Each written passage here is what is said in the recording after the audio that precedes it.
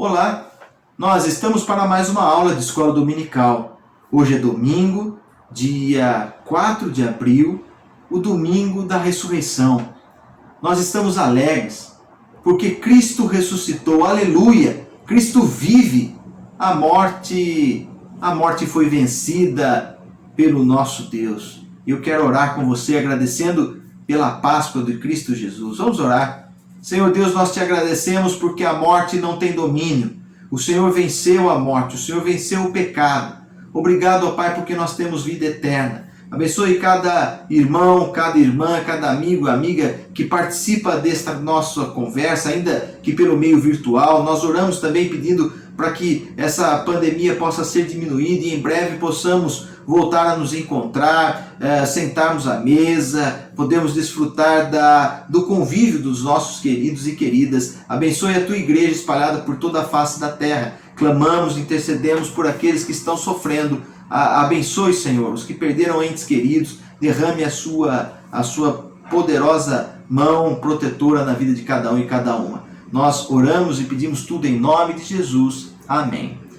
Bem, como nós combinamos, hoje é a quarta aula do tema que nós estamos trabalhando. E o tema é os grupos sociais no tempo de Jesus, como eles se formaram. Os grupos sociais no tempo de Jesus e como esses grupos se formaram.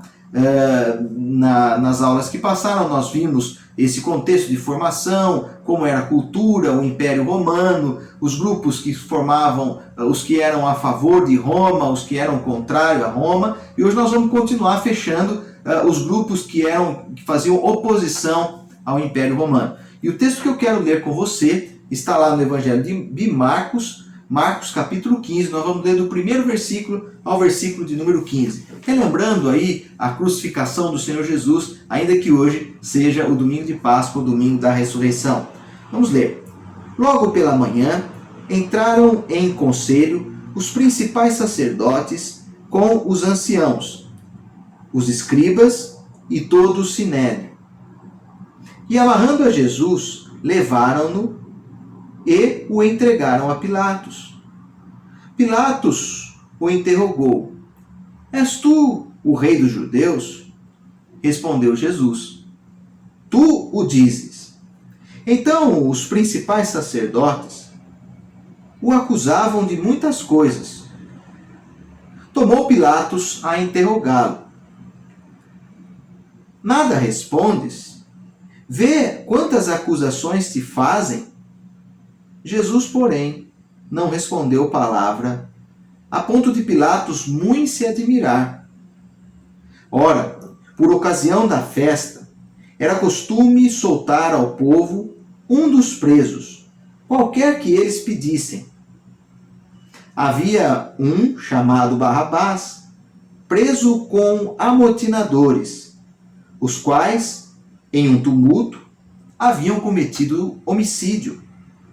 Vindo a multidão, começou a pedir que lhes fizesse como de costume. E Pilatos lhe respondeu, dizendo: Quereis que eu vos solte o rei dos judeus?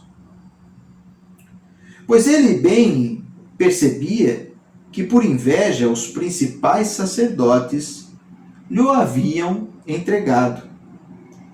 Mas estes incitaram a multidão no sentido de que lhe soltasse de preferência Barrabás. Mas Pilatos lhe perguntou: Que farei então deste a quem chamais o rei dos judeus? Eles, porém, clamavam: Crucifica-o! Mas Pilatos lhes disse: Que mal fez ele? E eles gritavam cada vez mais: Crucifica-o! Então Pilatos, querendo contentar a multidão, soltou-lhe Barrabás, e após mandar açoitar a Jesus, entregou-o para ser crucificado. Amém por esta palavra. Bem, nesse relato da crucificação do Senhor Jesus e do julgamento ou da condenação injusta, na qual Pôncio Pilatos, o representante do Império romano lava as mãos, né, e procura aí atender ali um povo que tinha sido inflamado pelos saduceus, né, que nós vimos na aula passada, o sinédrio e ali os maiorais dos sacerdotes haviam incitado por inveja que a multidão condenasse o Senhor Jesus.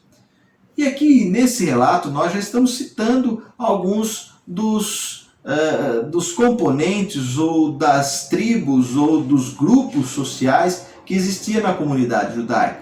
Falamos aqui dos saduceus, dos escribas, que também faziam parte do conjunto de fariseus, e assim nós vamos montando aquele quebra-cabeça que está sendo composto. E hoje nós vamos falar também, nós falamos a partir da aula passada, de que os grupos eles podem ser divididos em duas partes, os que eram a favor do Império Romano e os que eram contrários.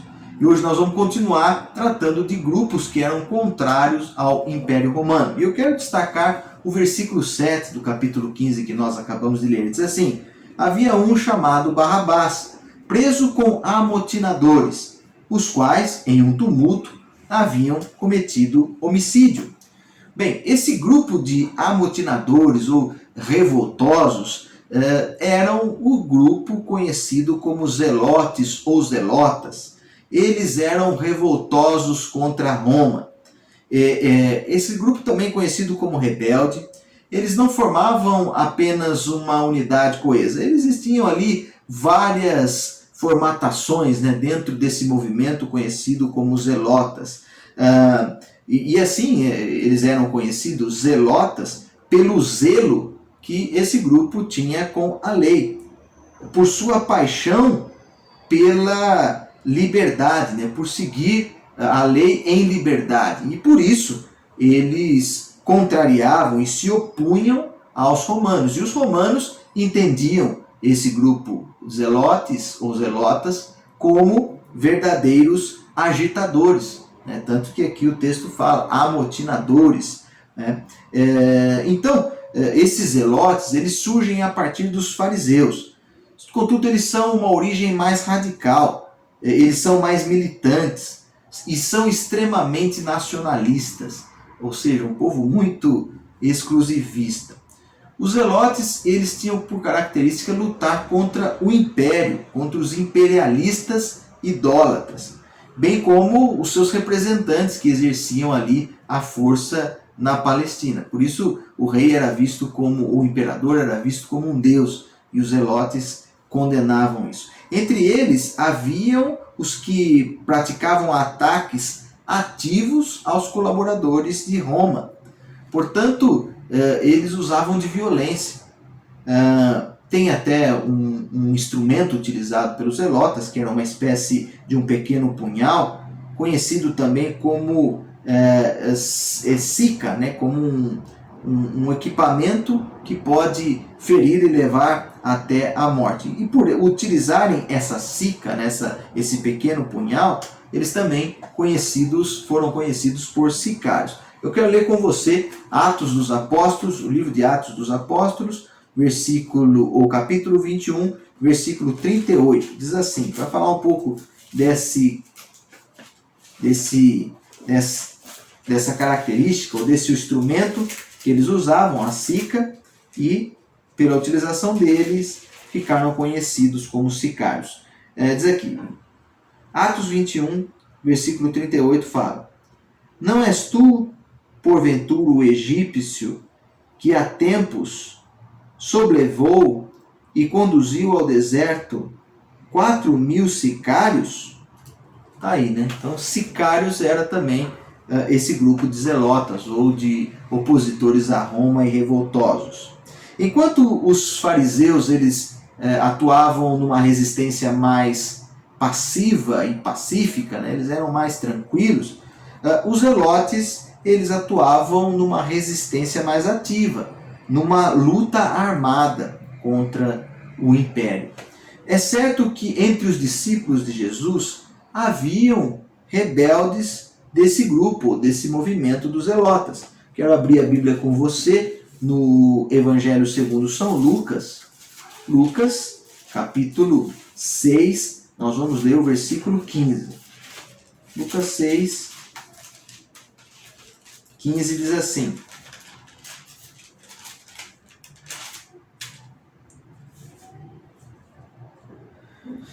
Mateus e Tomé, Tiago, filho de Alfeu, Simão, chamado Zelote, Judas, filho de Tiago, e Judas Iscariotes, que se tornou traidor.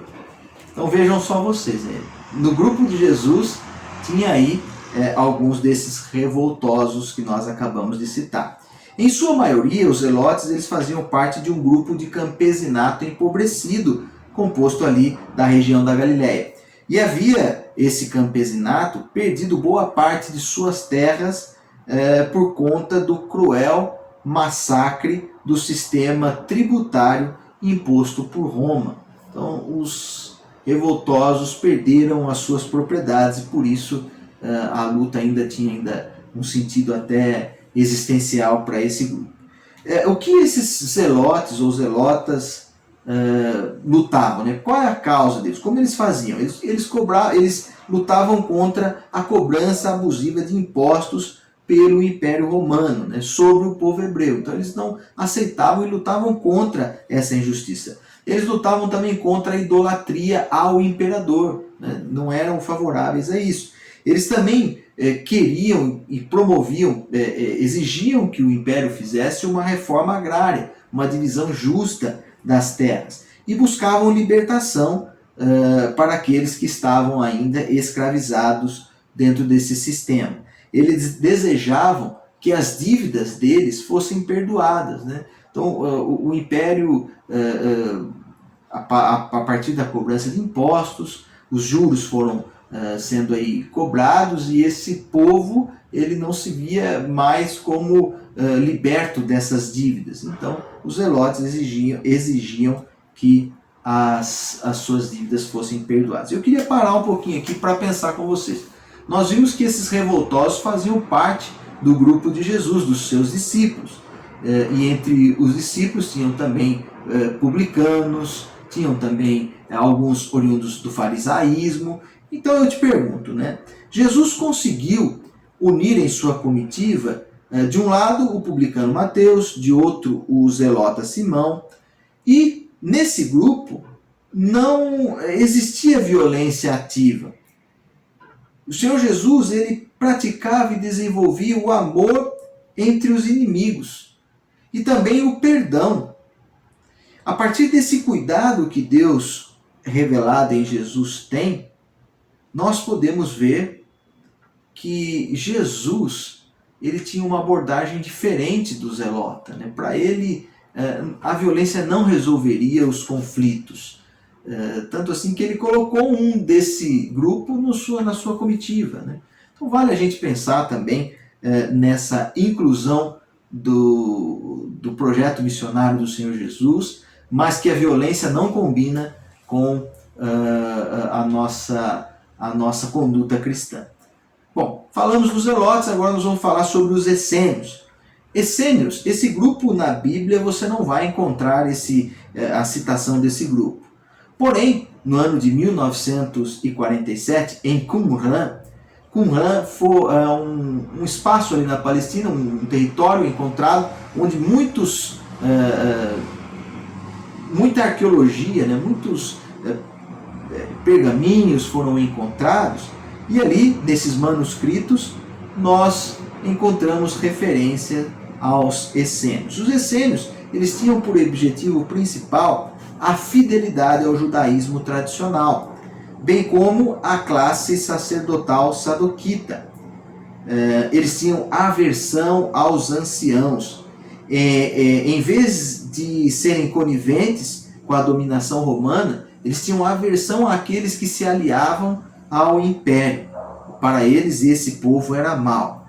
Eles cultivavam também forte rejeição aos sacerdotes do templo. Além disso, além de serem contrários aos sacerdotes, eles entendiam que aquela função tinha perdido o seu valor porque o sacerdote foi escolhido por um governante impuro. Portanto, se eles foram escolhidos por governantes impuros, eles seriam subservientes ou operários desse sistema injusto. Os essênios eram rigorosos na questão da lei e, excepcionalmente, nas questões e nas ordens relacionadas à pobreza. É um grupo, os essênios, que esperava dois Messias. Eles aguardavam dois Messias. Um, o Messias rei, como Davi, e o outro, o Messias sacerdote, como Arão. Eles faziam ali a separação. Mas esses Messias, os dois Messias, o rei e o sacerdote, viria somente a partir do momento em que as pessoas fossem purificadas pela lei. A lei fosse purificada, ou seja, as pessoas cumprissem a lei, portanto, o templo, o sacerdócio e nação estavam profanando a partir da submissão ao império. Então, tudo isso precisava ser santificado, vamos usar essa expressão, para que o Messias pudesse vir, como se santificação dependesse da nossa ação. Eles tinham uma forte esperança apocalíptica na intervenção extraordinária de Deus na história. Então eles aguardavam que esse Deus viria de maneira poderosa e mudaria todo esse cenário de exploração. Vale destacar que possivelmente João Batista, o que precedeu, o profeta que precedeu o Senhor Jesus, tenha sido um discípulo essênio, um desse grupo aí dos essênios. Bom, outro grupo que também nós precisamos citar aqui na nossa quarta aula são os apocalípticos. Quem eram os apocalípticos? Os apocalípticos, assim como os essênios, eles comungavam com a maioria do povo dessa esperança apocalíptica. Apocalíptica é quase que um gênero literário que influenciou todo o Novo Testamento. E tinha a esperança dessa intervenção do Senhor na história, de maneira sublime, poderosa e, por que não dizer até, extraordinária. Ou seja, eles estavam aguardando, aguardavam que o Senhor fosse eliminar o Império Romano, que o Império fosse derrotado de maneira extraordinária por esse nosso Deus e pelo Messias que eles aguardavam. Portanto, essênios, zelotes e fariseus fazem parte desse grupo que era contrário a Roma. Todos eles têm essa influência apocalíptica e eu fiz destaque de um grupo em específico. Aí o último grupo para o nosso fechamento são os batistas, grupo conhecido como batistas. Quem são os batistas? Os batistas fazem parte do movimento do profetismo, tendo como principal articulador o próprio João Batista. Eles são abertos a quem tinha esperança no juízo final, como também os publicanos e os soldados. Eles aguardavam esse juízo final e entendiam que esse juízo aconteceria de forma iminente. Quanto ao templo, com seu sistema de sacrifícios, João Batista tinha uma postura muito crítica. Ele era um crítico, pois ele não permitia o acesso às pessoas mais pobres. Os pobres eram negligenciados no sistema sacrificial do templo. E aí João combate e, por consequência, os batistas também combatem essa característica do templo que exclui os mais pobres.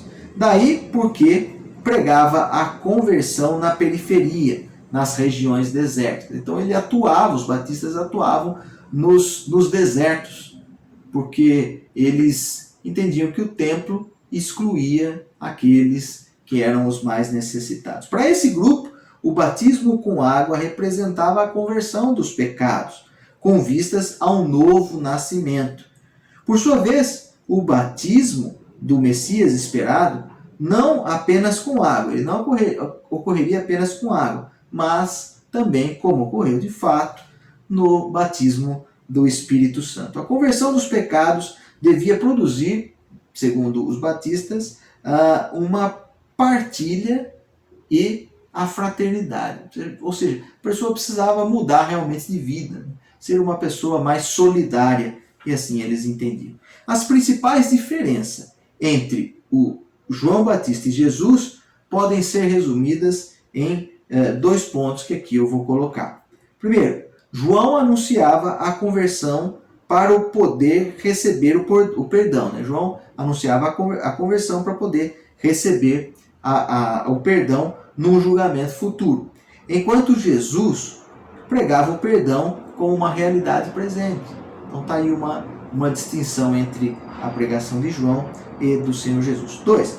Enquanto João anunciava o juízo de Deus como uma catástrofe, Jesus anuncia a salvação como uma boa nova, a boa nova do reino. Então percebe as diferenças aí que você e eu encontramos. Bem, para concluir a nossa quarta aula sobre essa formação dos grupos sociais e como ocorreu essa formação nos tempos de Jesus, eu quero concluir esse nosso conjunto de aulas. Bem, o ministério de Jesus de Nazaré ele foi marcado e ocorreu num contexto diverso e plural. Né? O povo era formado por vários grupos de alguns mais revoltosos, outros mais moderados, uns mais seguidores da lei, uns que defendiam o templo na sua característica, o seu sistema sacrificial, outros que estavam trabalhando mais às margens.